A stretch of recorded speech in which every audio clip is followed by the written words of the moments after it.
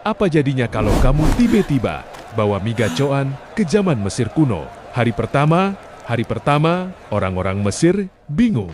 Makanan apa ini? Kok merah banget? Kutukan Firaun ya. Firaun penasaran, lalu coba suapan pertama. Begitu mereka coba memakannya, para prajurit langsung lari ke sungai sambil teriak, "Lidahku terbakar lebih panas dari gurun Sahara." Seketika istana heboh, semua kaget sama rasa pedasnya.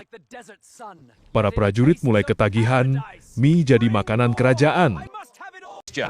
Resep mie pedas menyebar ke seluruh Mesir. Piramida hampir punya warung gacoan sendiri. Mie gacoan resmi jadi makanan legendaris Mesir kuno. Sejarah berubah. Mesir kuno dikenal bukan cuma piramida, tapi juga mie super pedas.